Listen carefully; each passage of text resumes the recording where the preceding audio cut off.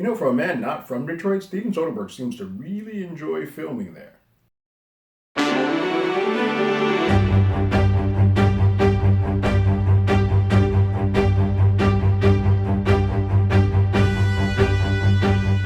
Hello, everyone. Terrence here with Hollywood Already Did. If you haven't already, go ahead, like, share, subscribe to the channel, ring that bell below. Anytime we have something, you will be among the first to know. So the new HBO Max film, this is one of those ones where you know how they were like really throwing out titles all the time. I'm like, oh, this is coming on HBO Max, and this is coming on HBO Max. This is one of those ones where that was there, but it wasn't getting as much publicity or of excitement as some of the bigger things like Kong versus Godzilla or this, and that, or Mortal Kombat.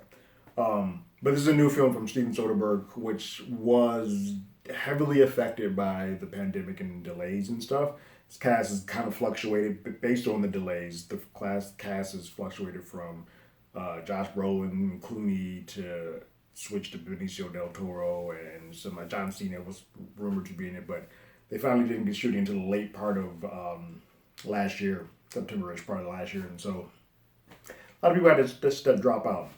But even with that said, the cast that they finally got for this film is still phenomenal. Don Cheadle, Benicio del Toro, Brendan Fraser, John Hamm, Julia Fox, who's in the Diamond movie with Adam Sandler. So really, really well done and solid cast. So No Sudden Move is a movie about some shady individuals who have sort of gotten in over their head and in debt and favors and trouble in Detroit in the 50s. And so they have to do these odd jobs that are shadier, to get out of them, to get a cash settlement, to just, I need to get out of town.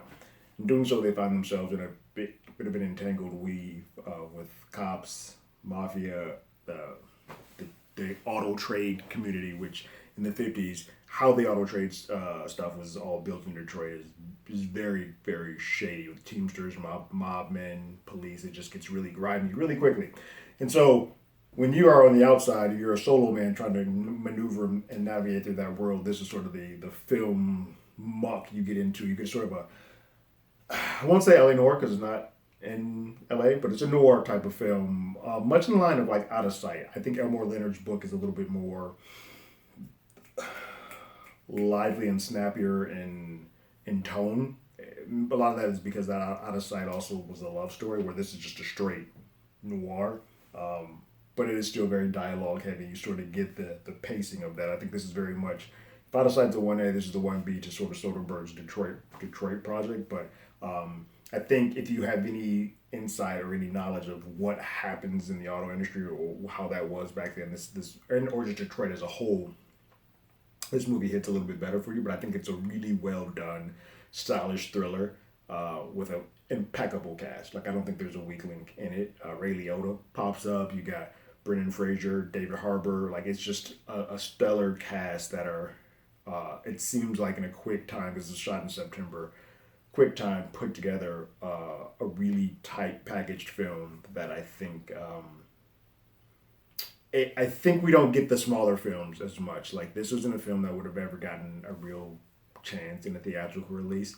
This is an HBO Max thing. You can pop it on, watch it, sit at home, and kind of do it. These small budget dramas that hit hard and are entertaining, and don't have like a person in a cape, which that's not me smashing on the people in the cape, because I'm at every one of those. But sometimes I also want to like have my palate cleansed with a different type of flavor. All in all, I really dug it. I think Soderbergh's one of my favorite directors. He's got a lot of stuff on his palette that I really love, and you should start going down his list of things, even with Lucky Logan and Che and all of those type of things. He has a very extensive catalog of stuff that is good. This is not on the tier of some of his upper stuff or at the top, but it's a really well done entry into it that I think. These adult layered sophisticated dramas are a fun thing to have in the midst of all the superhero films and all the horror films that we get. Every now and then you want something that's just a hair bit different. I really do think there's a I really do think there's a ranking, like we should have a ranking system for Soderbergh, because I think it varies from stuff wide swinging to Traffic and Aaron Brockovich all the way to something as light and airy as Ocean's 11. He's sort of done it all. So I think when it's all said, this will be in there. I don't think anyone's going to ever have this as one of their favorites, but it's never going to be on the bottom of anybody's list. It's just a really good entry into an already very impressive catalog. What did you guys think of No Second Move? Well, leave your thoughts and comments in the comments below. If you haven't already, go ahead and follow us on Twitter at Hollywood80i. You can hit us up on email at HollywoodAlreadyDidIt@gmail.com.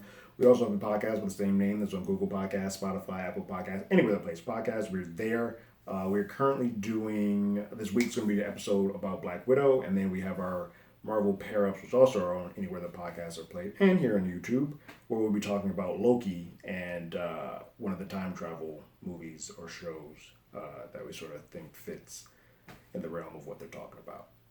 But like always, I got my ticket. You got yours.